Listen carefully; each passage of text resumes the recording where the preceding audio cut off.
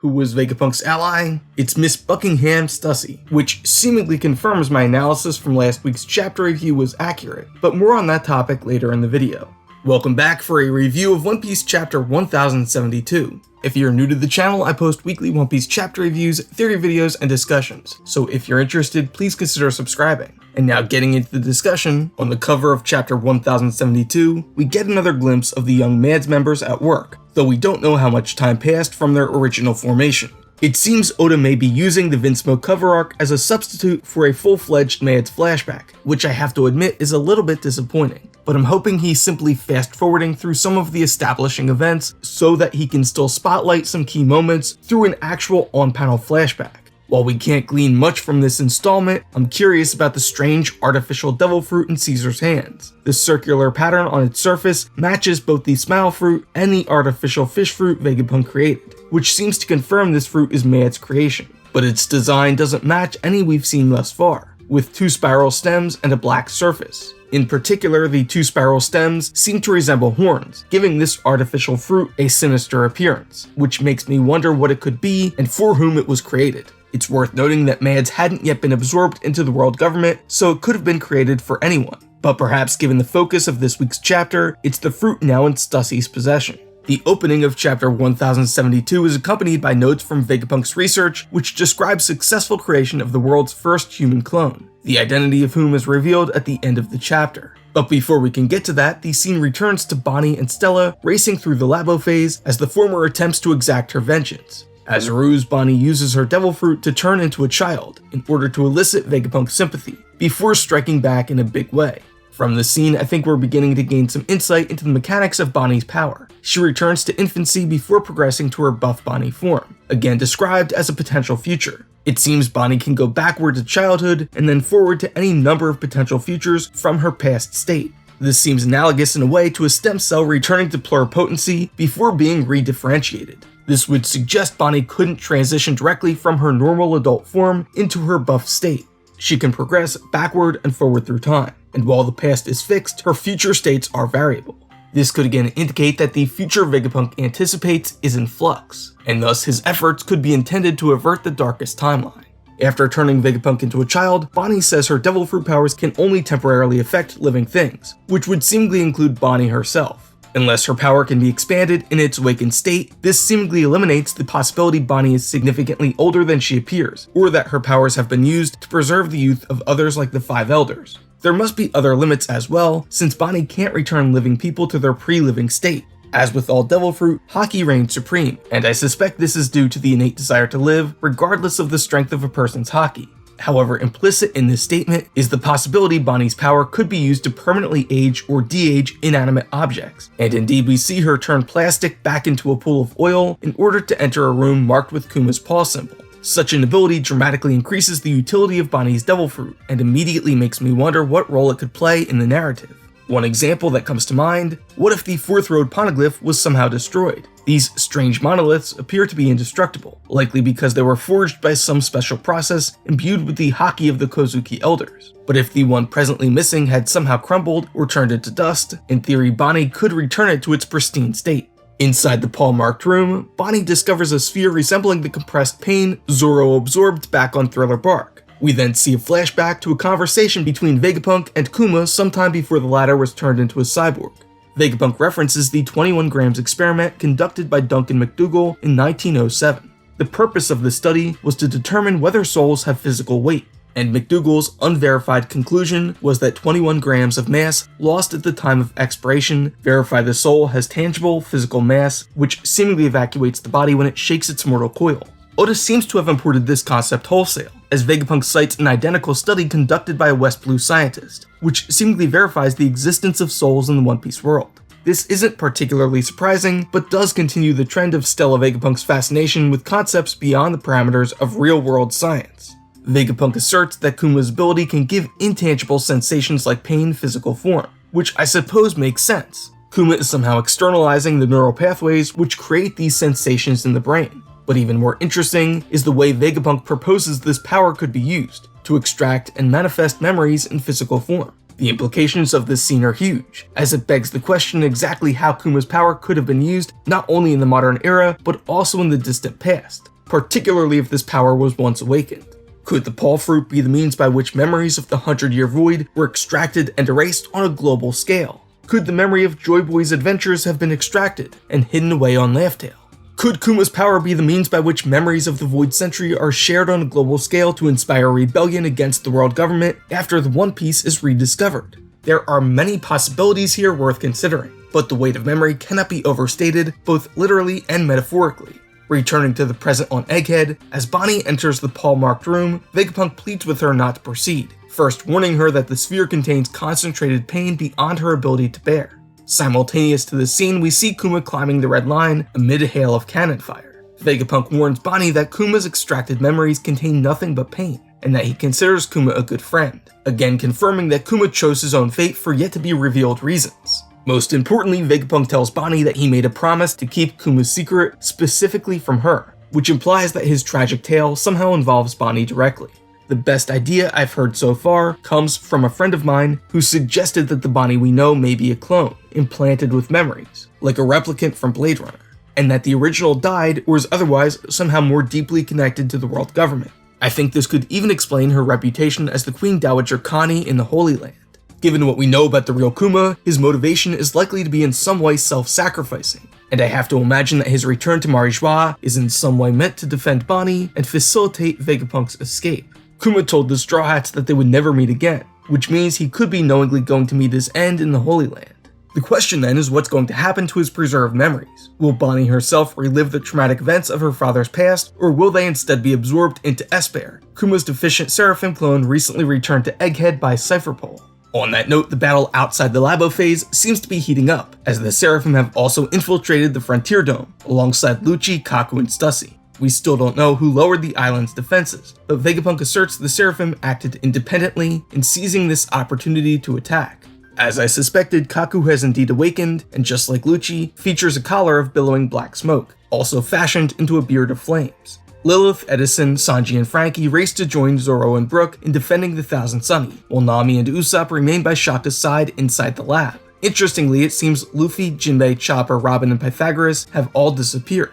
I imagine some of them might have gone after Stella and Bonney, though I'd love to see Robin turn up on the battlefield to face Rob Lucci again. Vegapunk believes CP0 made a grave miscalculation in bringing the Seraphim inside the Frontier Dome, as Stella and the satellites outrank the authority chip holders on the command hierarchy. Thus, Edison believes entering the fray will allow them to sway the Seraphim to turn against CP0, and indeed it seems the path to make their escape is beginning to clear. But so far, the shifting allegiance of the Seraphim has added a welcome layer of complexity to what's shaping up to become a fairly chaotic battle. On the final page of the chapter, we learn that, as I suspected, Stussy seems to be the mysterious ally Vegapunk called on for help at the end of chapter 1071. Turning traitor on her fellow agents, she first bites into Kaku's neck, knocking him unconscious before sprouting a pair of bat-like wings and turning her attention toward Lucci. It's nice to see Lucci and Kaku face their just desserts for having once similarly turned traitor on Iceberg, Paulie, and the other Galila carpenters. But even more interestingly, we learn that Stussy is in fact the clone referenced in Vegapunk's research notes on the opening page of the chapter. She's otherwise known as Mad's first successful clone, Unit 01, patterned on former Rocks pirate member Miss Buckingham Stussy. The newly revealed bat wings and pointed teeth strongly indicate she wields a zone fruit of some kind.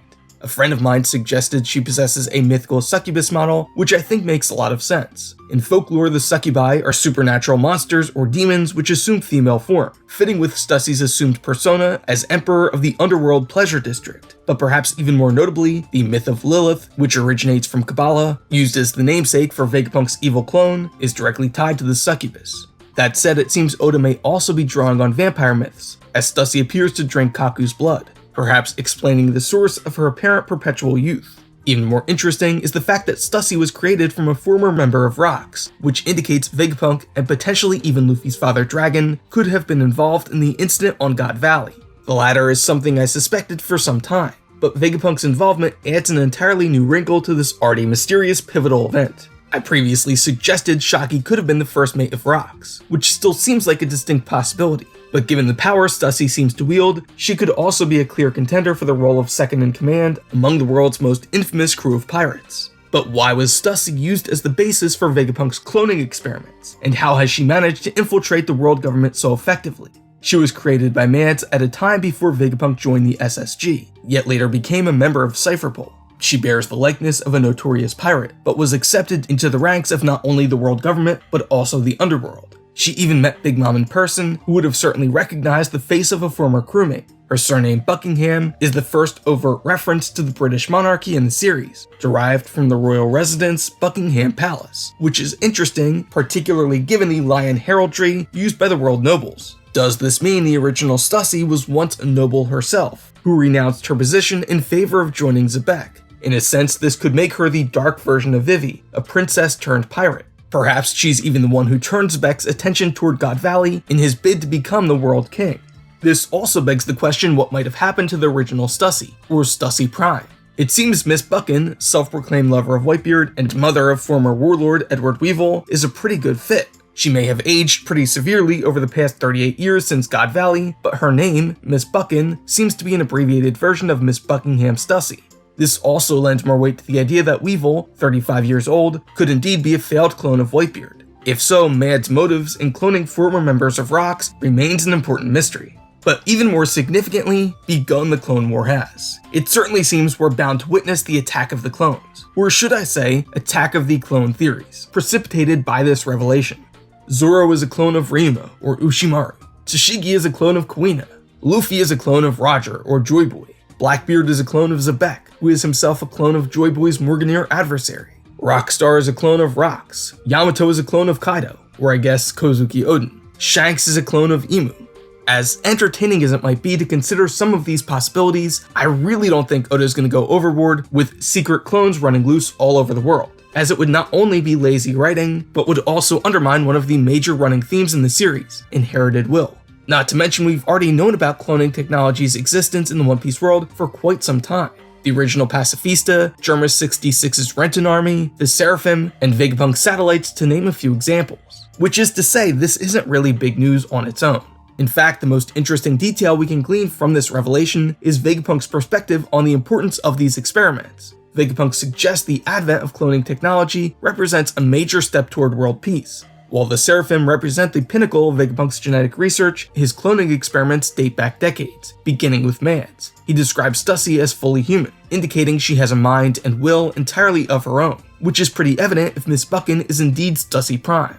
In truth, such technology would carry with it a substantial number of ethical concerns, and its impact on society would be very difficult to anticipate. Thus, the reason Vegapunk believes cloning technology has the power to improve the One Piece world seemingly presents an important mystery. How does he anticipate this technology would be utilized? Are there specific living beings like JoyBoy, whom Vegapunk intends to recreate? Does he want to create living bodies to house disembodied souls belonging to the Devil Fruit? I imagine that just like John Hammond in Jurassic Park, Vegapunk has already used the power of genetic research to resurrect extinct creatures in the form of dragons, seemingly to appease the world nobles.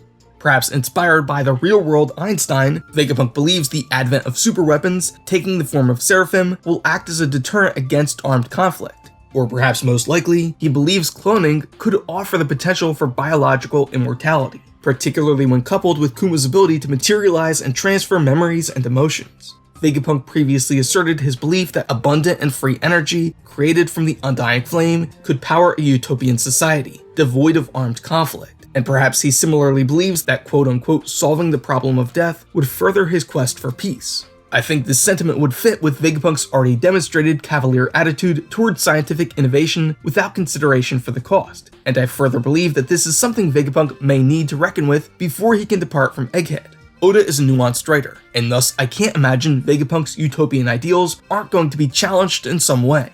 Despite Mad's ostensible purpose in forging world peace, Vegapunk previously surrounded himself with horribly unethical associates like Caesar, Queen, and Judge, all of whom have since used the power of science to create heinous weapons of mass destruction. While Vegapunk himself seemingly has a much stronger moral compass than his previous associates, his work has nevertheless enabled others to use his research and technology in terrible ways. Vegapunk isn't directly responsible for their actions, but the fact that he doesn't seem to consider the ethical implications and practical impact of his research is a significant character flaw.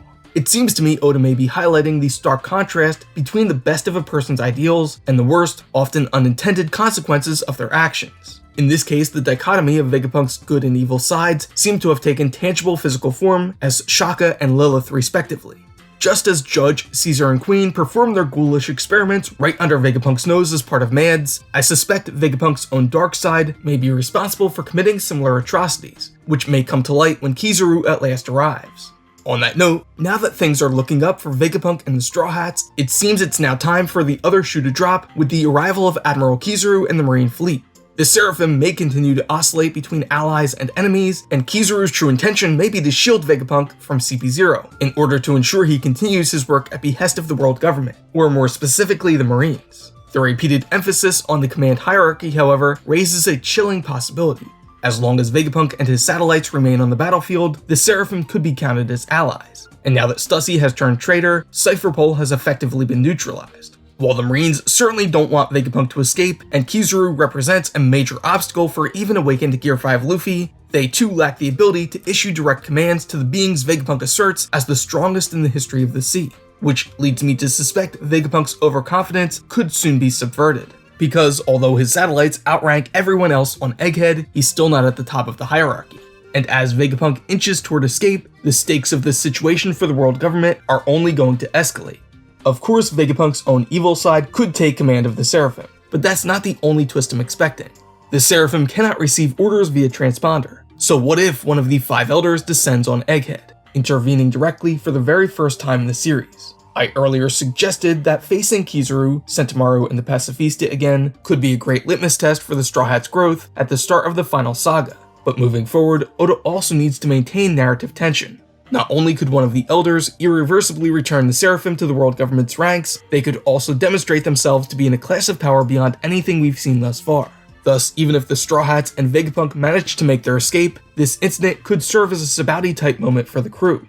Luffy is riding high after awakening Nika and defeating Kaido, but now it's time to bring him crashing back down to Earth before the approaching battles against Shanks, Blackbeard, and the world government. Knowing for certain that the 5 elders wield immense power would dramatically raise the stakes in this final saga, and give us just a glimpse of the overwhelmingly powerful forces the Pirate King and his friends must someday face in order to liberate the world, to say nothing of the secret World King Lord Emu. That's all for this week's chapter review. Thank you for watching. If you liked this video, please leave a like. If you want to be notified when future videos are posted, please consider subscribing, and remember to hit the bell icon to turn on notifications. It really helps this channel grow, and I really appreciate your support. But most important, make sure you let me know your thoughts down in the comments.